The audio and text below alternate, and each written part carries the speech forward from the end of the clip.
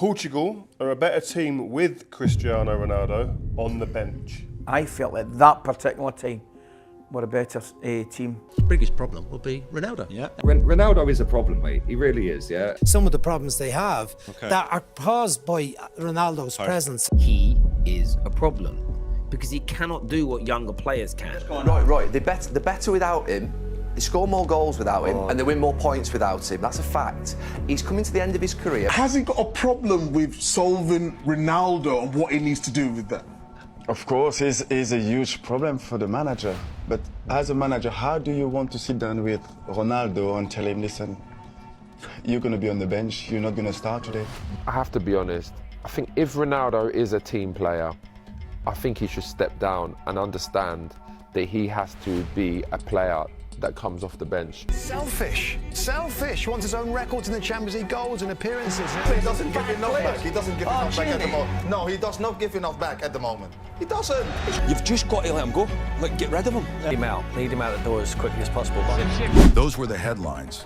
Those were the debates. And after Portugal's latest World Cup disappointment, millions of football fans believed them.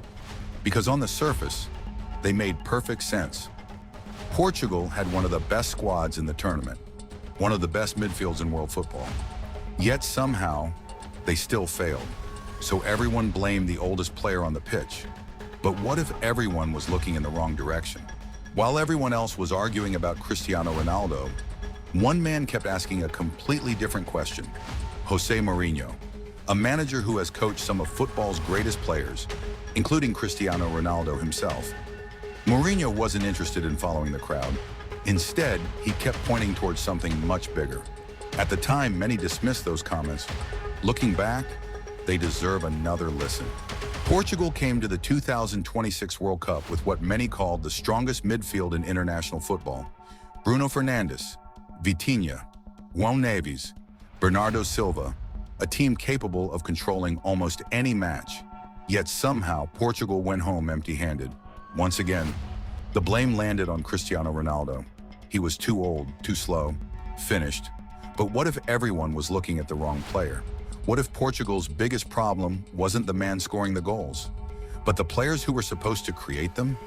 Before the tournament began, Portugal looked almost unbeatable on paper. Their midfield had everything: creativity, energy, technical quality, experience.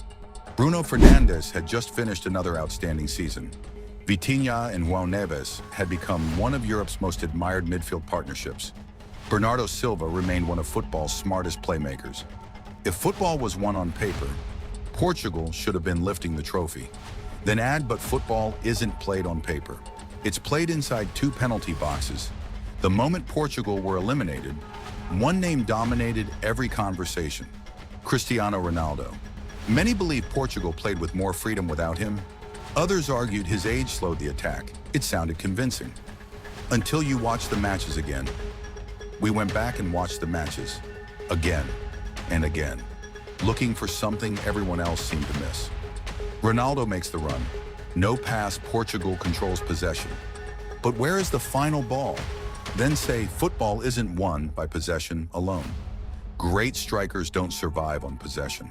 They survive on service, through balls, early crosses, cutbacks, split-second decisions, and time after time, Portugal reached dangerous positions, but failed to turn them into clear opportunities. Now show statistics to support that observation if you have them. This is where Mourinho's comments become interesting. He wasn't saying Cristiano Ronaldo was the same player he had been at 28.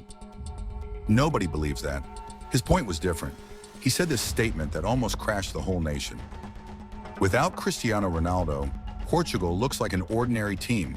Many people wanted him out, but when Ronaldo doesn't play, everyone realizes just how massive his influence truly is. His presence forces opponents to change their tactics, stay alert, and work harder defensively. Ronaldo's impact is not just about goals and statistics. His leadership, experience, and aura have shaped Portuguese football for years. Whenever he is on the pitch, Portugal feels like a completely different and far more dangerous team.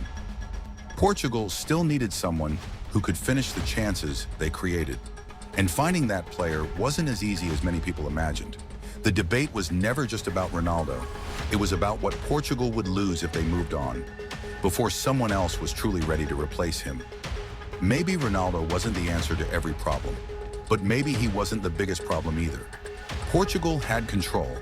Portugal had talent. Portugal had one of Europe's strongest midfields. Yet something was still missing when it mattered most. Was it the striker? Was it the service? Was it the tactics? Or was it simply easier to blame the biggest name on the team? Mourinho asked that question before almost anyone else. The World Cup didn't necessarily prove him right, but it certainly made the debate impossible to ignore. So now I want to hear from you. Was Cristiano Ronaldo holding Portugal back? Or was Portugal failing to get the best out of one of football's greatest goal scorers?